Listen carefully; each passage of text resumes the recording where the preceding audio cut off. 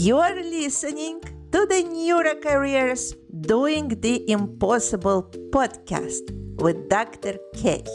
Episode number 17, part 1. Dear Neurocareers podcast listeners, today we have a very unique guest.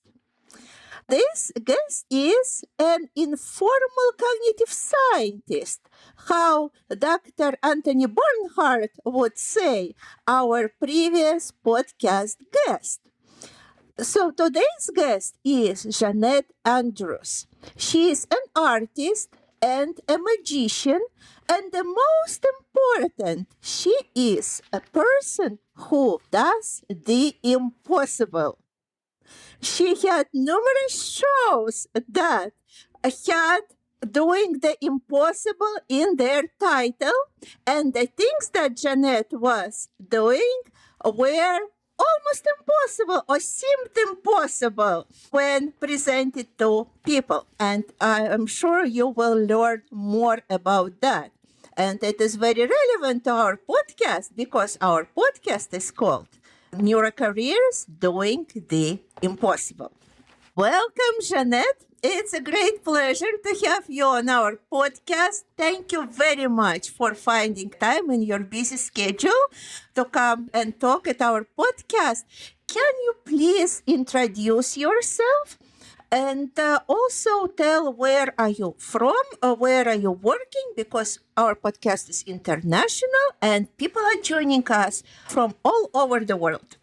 Yeah, absolutely. Thank you so much for having me on. This is so wonderful. I guess as sort of a bit of introduction, I'm from Chicago originally, and now I live in New York. And I'm currently joining you on the road. I'm sitting in Fort Worth, Texas, presenting at a conference here. So next month marks 28 years of me being a magician.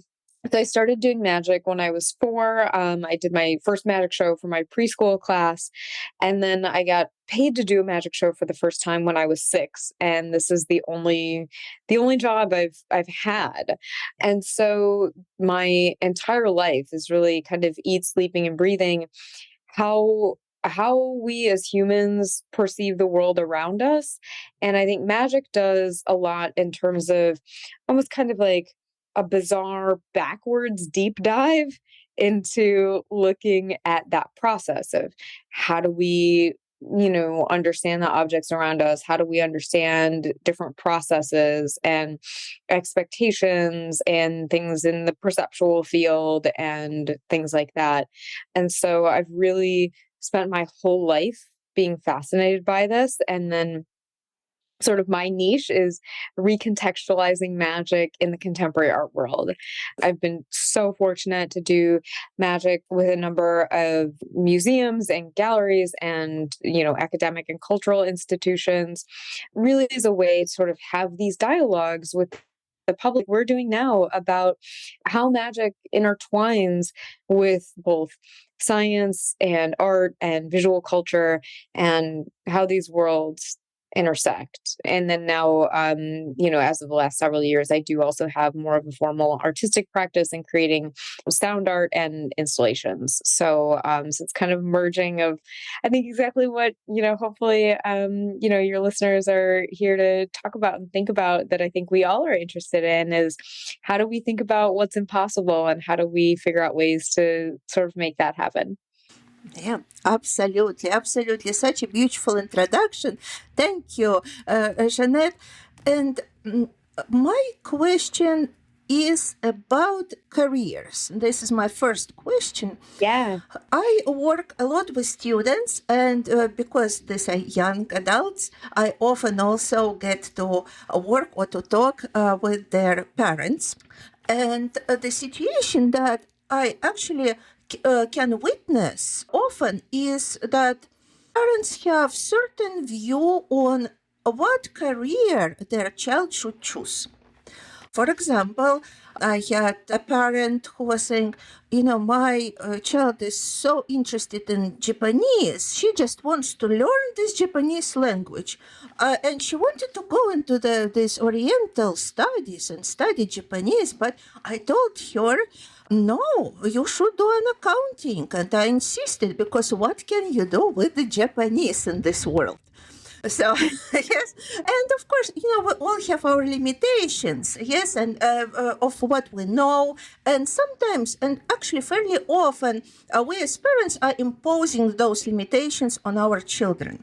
Sure. So I would like to hear from you maybe a word of wisdom or just an example from you that it's possible to look at the gift that children are given or their interest from a different perspective, because I think you are a beautiful example of that, of how your parents really facilitated your growth in magic. So can you tell our listeners about that? Yeah, absolutely. So you teed me up perfectly. That's exactly what I was about to say, was everything to my parents, because my parents did, honestly, I find the story you just told about your student who wanted to study Japanese and the parents said take accounting, I find that, a little bit heartbreaking.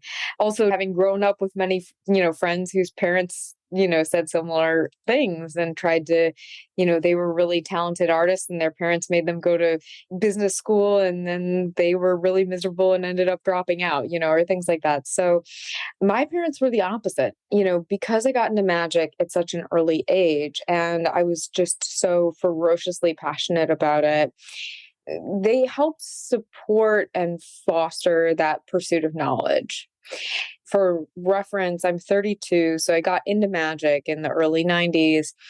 At that time, the internet wasn't widely accessible to the public. And so my journey in magic started with, my parents taking me to the library and us reading library books about magic.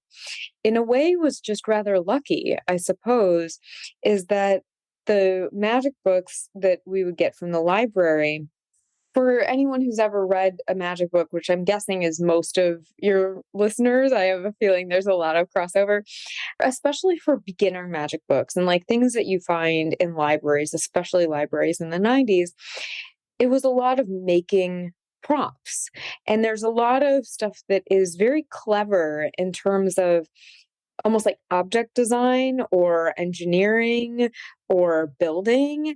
And so, my parents would sit down and look at this stuff with me, and my parents would help me make the props. And I think my dad, as somebody who is not, his background's in, sports and fitness management and kinesiology and sports medicine. And so he, this was a totally foreign world to him, but he's always been really hands-on, always really likes making things. And so when he kind of, I think, saw the natural attitude that is taken in magic towards building and making things in very unusual ways, I think that captivated him. So he was, I think my parents as well, at least thought that helping me with this thing was fun. So that helped a lot. And I mean, the thing too is like my parents both are very entrepreneurial by nature. My mom is a freelance graphic designer and left her kind of 9 to 5 job basically when I was born. So to be a freelancer in any sort of computer adjacent thing, starting, I think she started doing that in 1991, was unheard of. But she knew that's what would work best for her. So I think my parents were very open and open-minded to that you can put together a career and a life that works for you and that makes you happy, that maybe doesn't have to fall in a really tight, tightly defined ways. And then as a result, they instilled a lot of, kind of business acumen in me pretty young. Like I'll tell you the story briefly is, I got paid to do a magic show for the first time when I was 6, which was amazing. And my mom helped orchestrate that. She had done graphic design for a lot of park districts in the Chicago area. So basically ended up helping arrange it so I could do performance at a park district. And I made $10 for that show, which, like, 1996, $10 to a 6-year-old. I mean, I think I thought I was a millionaire or something. Like, I was like, oh my gosh. By that point, we had read all of the books that our local library had on magic because they didn't have many. And we had found a local magic shop. And the magic shop had some books. And there was a book that I really wanted, but it was $40, which seemed insurmountable. And then I got paid $10 for the show. And my mom's approach to that was like, this is awesome. We're so proud of you. Like, you did a great job doing the show and making this money. If you want the book, you just have to do 3 more shows and then you'll have your $40 and then I will drive you to the store. And then you can buy the book and I will help you read the book and we'll make the stuff in the book. And so it was very like, you have to want something enough to work for it. And then also, it was sort of an instant like reinvesting any sort of money into your own education and into your own career. That was like basically the first experience I ever had with making money in this world, was like immediately putting it back into my own education for my own business. So I think like that, that was something that, again, my parents instilled in me, but that I still do to this day. And I think that's something that now as freelancing is, obviously, kind of overtaking any other, it's the fastest growing population of workers. And, I think that's something that people understand is the importance of, reinvesting in one's education and things like that. And I think when people have things that they're really passionate about learning about, a lot of times that passion and that curiosity, I think just a deep human curiosity, is then what ends up eventually opening doors for career fields that one will eventually excel at. Absolutely. I absolutely agree. And that passion and curiosity leads people to be really great professionals, very high skilled professionals. And this is what Yeah. then makes their career and makes them successful. So, Yes. absolutely, I agree. So, from what you said, I understood that not only you were captivated by magic, but your parents were as well captivated by it. So, I mean, not as much as I am, but they did think it was really fun. And, I think like any parent that has a child, and I'm speaking as someone who's not a parent, so I'm just making, conjecture. But I think as anybody who has, for example, like a child that plays a sport, when you are very involved in that world all the time, and you're like, I'm sitting at, a soccer practice, 5 days a week or something. For me, when I moved out of living with my parents, they missed magic. They missed being around magic a lot. Even still, like my dad came and visited me in New York last week, and I'm performing in a show in New York called Speakeasy Magic. And, I bought a ticket for him to see the show. And that was the first live magic show that he's seen probably in 5 years. And he was just so excited about it. And it was just so lovely. when you just got fascinated with magic, what was it about for you? What triggered that? What ignited that interest for you? What was that? Yeah, so I actually saw a Siegfried and Roy TV special when I was 4. And I had had no other exposure to magic. I had never seen it. And I just saw this TV special and I was like, that's what I'm going to do. And that's been every day of my life now for almost the last 28 years. And what was this something particular in that show? Yes, what was that? I think it was a few things. Candidly, for anybody who has seen their show, and for younger listeners who may not be as familiar, Siegfried and Roy were a duo of magicians that had a very large scale show in Las Vegas that they did like big stage illusions with white tigers. So I, as a very like animal loving 4-year-old, saw these like magnificent white tigers and I was like, oh, they're beautiful. Oh my God. And now these like tigers are appearing. And I mean, it's very, it is the ultimate form of spectacle in every sense of the word. What I didn't come to realize until later was that Siegfried and Roy had the production level of their show was extraordinary. And I mean, they had the best, Broadway set designers and costume designers and world-class composers and this incredibly talented team of people on top of their decades of experience and showmanship building this show so that the lighting design and the costumes and everything that you're seeing was done by the best people in the world. I think that also speaks to a lot of times that sort of feeling that you get when you see something that's just done really well and just executed really well. And even in the mind of an incredibly young child, somehow you can feel that or that. And so that being my first exposure to magic, I think made a big impact. Was there a particular type of magic that you were interested in when you were developing your skills? What was that? Yeah, absolutely. So I started off as a kid doing a lot of stage magic because, like most children trying to figure out what you want, you imitate what you see. And so I was trying to do a lot of stage magic, like Siegfried and Roy.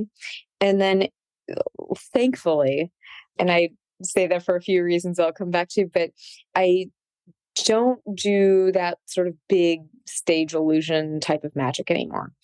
The reason for that is actually also because of Siegfried and Roy, Siegfried in particular, because when I did my first magic performance for my preschool class, at that point in my life, I had exactly two goals in life, which was I was like, I want to be a magician and I need to meet Siegfried and Roy. Like, that is all I want out of this lifetime.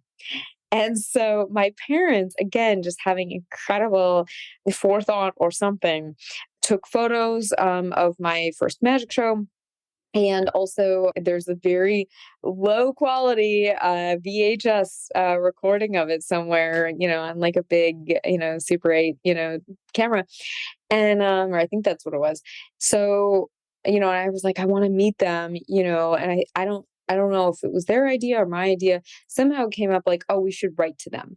So my mom basically, I don't want to say taught me to write for this, but she did teach me how to like chicken scratch out like a few letters just so I could basically write them like a 1 sentence letter, almost of a like, you know, I don't remember what it said, probably something like, I like your magic show or something.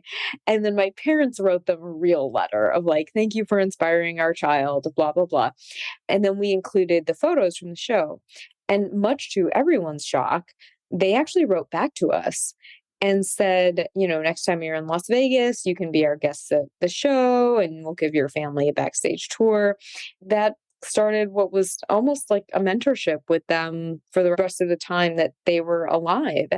And so the reason I'm talking about this, about the type of magic, is because when I was 7, I had gone back to Las Vegas again to see their show again. I was there for some other things.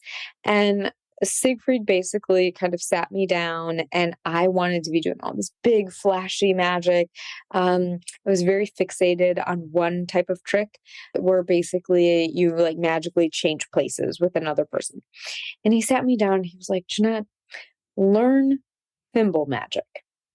And I was like, what? I was like, in my 7-year-old brain, I'm like, hey, that sounds boring. Like, where's like the fancy music and lights and like this sounds boring. And he basically really strongly was encouraging me to learn very technical sleight of hand magic using thimbles, of you just like putting a thimble into your hand and it disappearing kind of thing.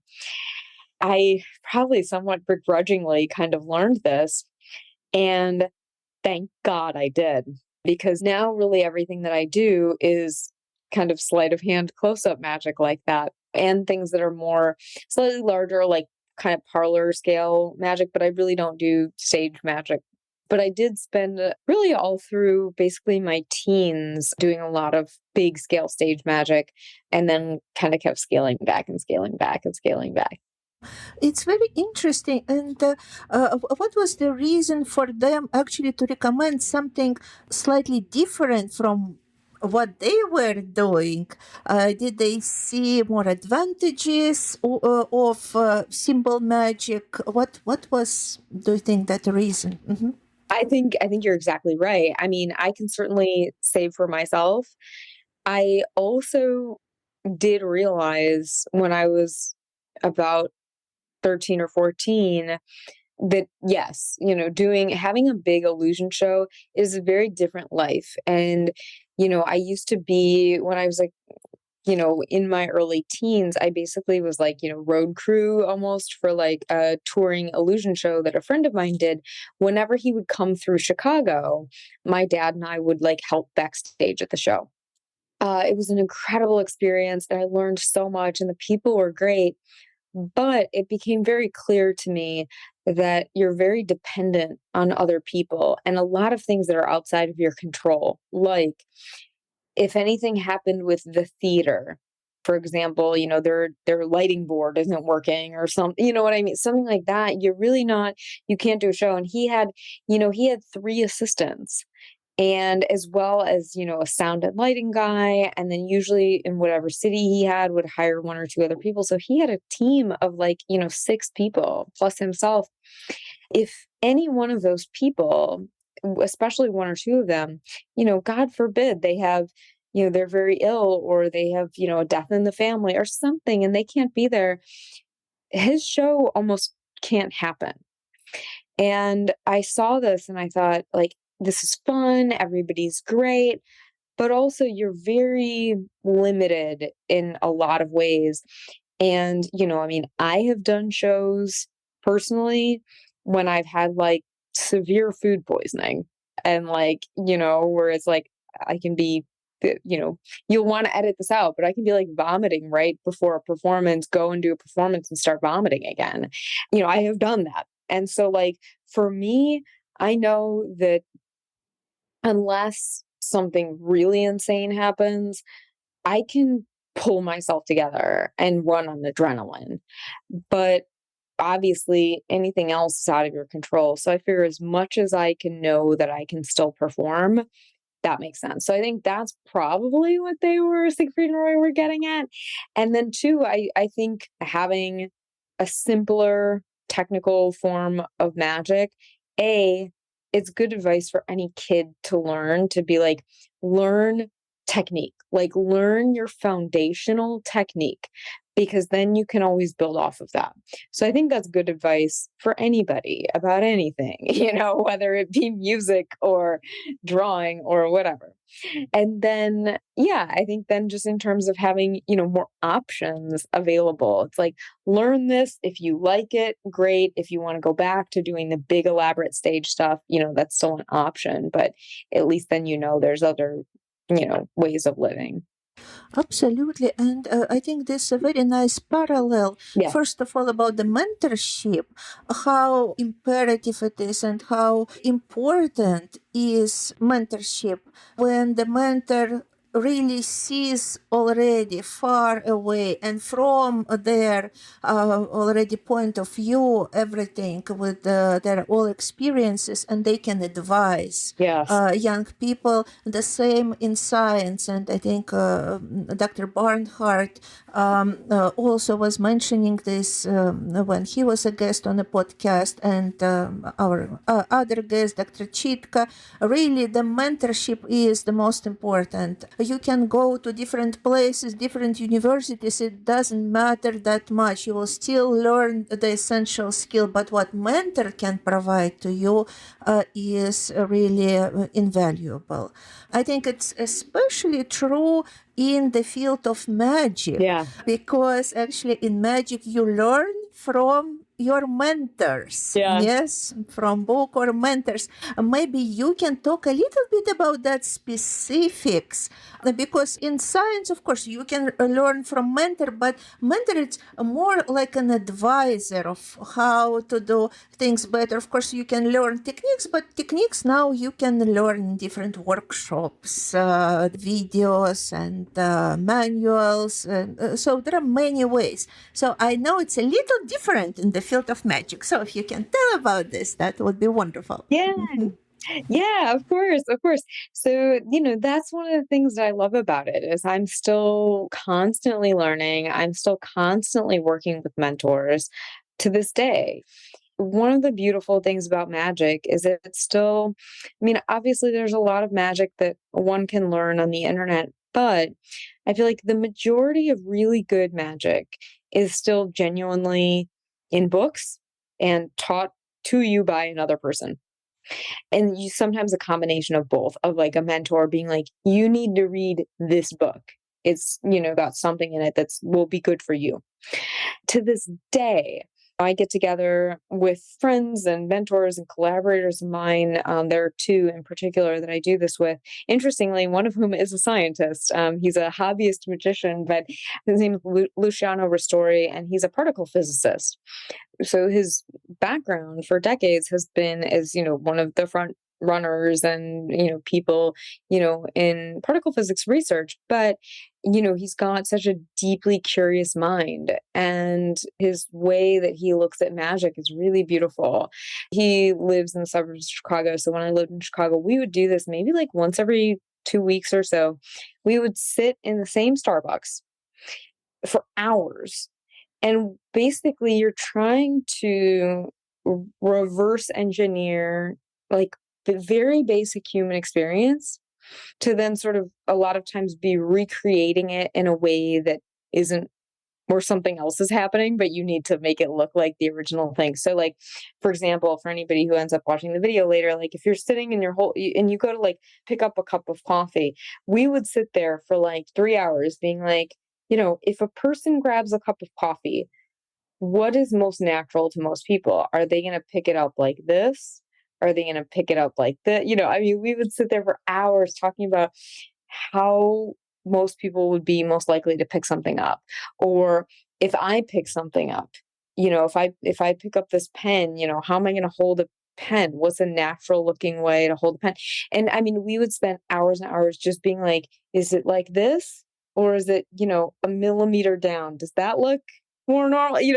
Correct. Just the minutia of this sort of thing where we would be talking about, turning something 2 degrees or, that sort of thing, because there's such subtle nuance to our lived experience of the world, that's a bizarre blend, I feel like, as you so beautifully put it, as an informal cognitive scientist, that I feel like I see in terms of the bizarre thing that we are both keenly aware and paying attention and not paying attention at all. And, magic, I feel like taps into both sides of that. And that, we are so extraordinarily great in a lot of ways, humans, having just wildly deep seated, complex understandings of what objects are like, what our perceptions, I know if I pick up this porcelain glass, I know how that should sound. I know that if one of my fingernails like hits the edge of a porcelain glass, I know how that's going to sound. And I know without even thinking about it, and I'm making this up off the top of my head, but I know how it's going to sound different once I've drank 2/3 of this versus half of this. We just know these things and we don't ever consciously think about them, but you're just constantly, know all of this, which is incredible. And so magic is sort of this weird blend of taking into account the infinite number of things that we are constantly like sensing and remembering and sometimes pseudo remembering that create our working experience of a space or a process, and knowing what those are using some of them and then also finding those sort of perceptual gaps that we're also very aware of knowing sometimes different aspects of, the acuity or not of visual perception or social psychology, knowing how people will behave in groups or knowing how, words can be written to persuade one to do things in a certain way or, and so taking advantage of all those, not necessarily perceptual loopholes, but the ways in which maybe we're not paying attention or can be made to pay attention in a different way while still also having that baseline of our typical lived experience. So I feel like magic is just a strange dance between the two. Yeah, and a beautiful dance and mesmerizing dance, I think. Yes, I agree. And I really like that you started this topic of being the informal cognitive scientist. So it wasn't me, it was Dr. Yes. Barnhart Oh, okay, okay, okay. Yeah, yeah, yeah. yes, who said that. So I want to give him this beautiful credit. I'm Yes. always the first person to be like, I'm not a scientist. Like I have so much respect. I have such, again, friends and mentors who are proper scientists, and I have such deep respect for anybody in scientific disciplines. That I'm always the first person to be like, I'm not that. I do not have the correct background for this stuff. Yes, but at the same time, you are using it all the time. Yes, all that knowledge. So, when did you start to realize at what point in your career development that there is so much psychology and cognitive science involved in what you do? And how did you start maybe using your knowledge or helping yourself by learning more about psychology and cognitive science? Because I know that you attended lectures at different places. Yes. Yes. So, can you tell our listeners about that? Thank you. Yeah. Yeah, of course. I mean, there's an interesting thing that happens when one is learning magic is that, for example, you can be reading even a basic magic book and, it will say something like, if you're doing this trick, this might be a good point to, tell a joke because then people are laughing at the joke you just told. And then when people are laughing, their guard kind of draw, they might, that's kind of a time to like do a sneaky move. That's like vernacular you would hear in like, in like a beginner magic book. So you see the sorts of things a lot like, okay, and I'm also saying this because I'm not funny at all and I don't like this doesn't work for me, but you see things like this when you're learning magic of like laughing makes people let down guard, can do a sleight of hand move here, or whatever. And so you're kind of getting like sort of, a little bit of a thing, but not really. You're not really getting any like deep information on how or why that works. You're just saying you're getting these a lot of times blanket statements of like, here's something you can do that is distracting, or something. And so there's a lot of that. And so I think it's pretty natural for a lot of people in magic to be very interested because so much magic involves so much psychology. And I think it is natural for many magicians to want to learn more about, okay, we understand that this works, but why? Or really how? And trying to find the how and the why, I think, is compelling.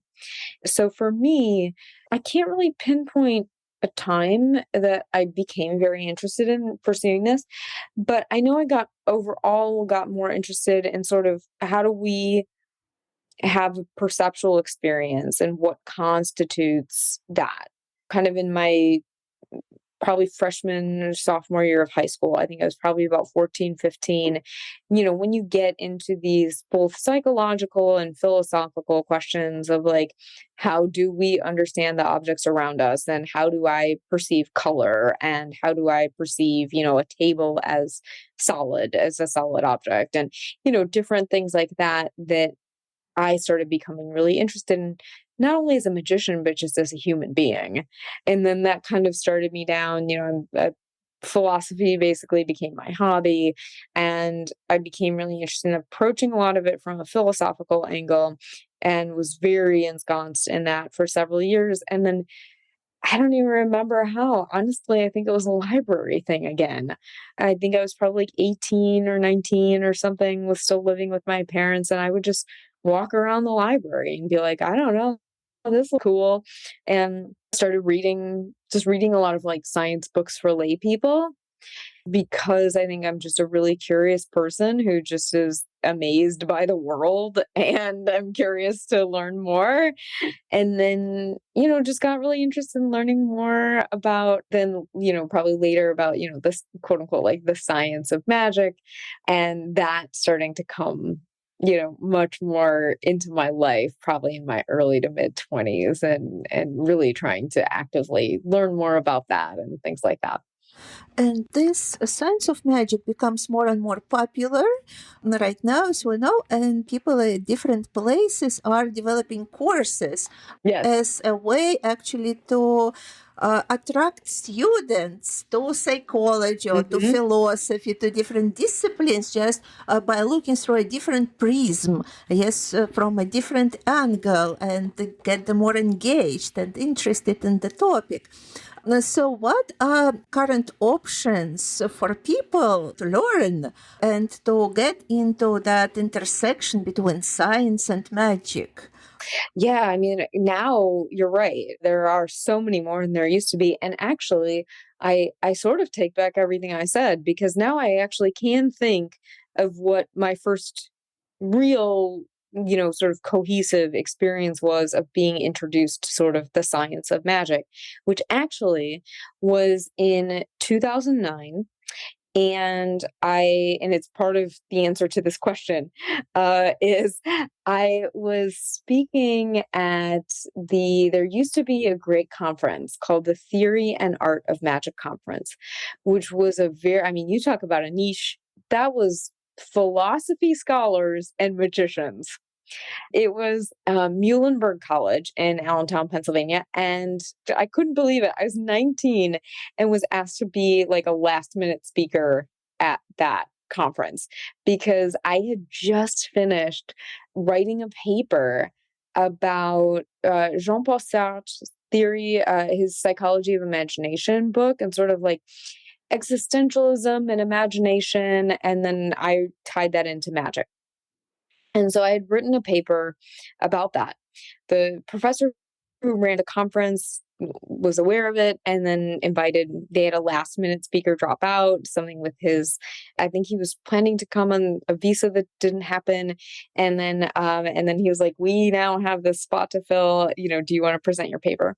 So anyway, I was at that conference, and that was right around the time that Stephen Macknick and Susanna Martinez Conde's book Sleights of Mind came out. It either had just come out or was just about to come out. But they were there and they were talking about it in 2009, saying, oh, visual scientists, we're studying optics, but we've started using magic as a research tool, and we're hooking participants up to fMRIs, and here's what we're doing. And I was like, wow, this is amazing, And so I was very excited by that. So I did get their book after it came out and thought it was a great way for, the lay public to get a bit of an insight into not only the work that their lab was doing, but also like, some of what we have been talking about in terms of the ways in which magicians use a lot of these principles just in our kind of natural unfolding of the type of work that we do and that are now just starting to be picked up, really more as methodological tools within the scientific community. All that to say, I recommend anybody, certainly anybody who's in the sciences, who's interested in this overlap, check out Sleights of Mind by Stephen Macknick and his wife and research partner, Susanna Martinez Conde. They are both lovely people, and the book is fun. If you're into something kind of adjacent, they also run the Illusion of the Year contest, which is so fun. I was lucky enough to be on the panel for that. And like, Oh my god, this past year, I was like, "This is the most fun thing in the world to, like, get to judge this."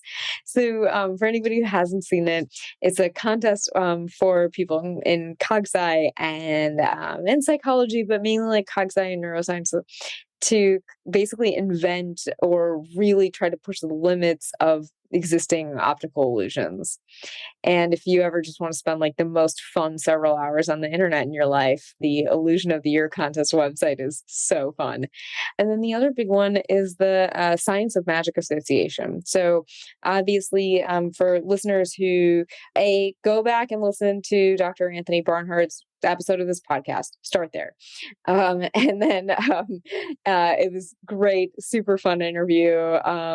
Tony is fantastic. We've known each other forever, but he's also one of the main players in the Science of Magic Association, which is really taking kind of a global look at who are researchers that are using both either using magic in their scholarship to be studying other things, whether that be optics, whether that be more social phenomenon, things like looking at superstitious behavior, religiosity, things like that, and forms of bias, etc., to things like memory, all different, sort of disciplines across the spectrum, looking at people are using it as a tool, and then also things where people are actively studying magic and perhaps things that are more along the line of the Sleights of Mind book of what does studying magic then tell us about the brain or tell us about psychology or social behavior.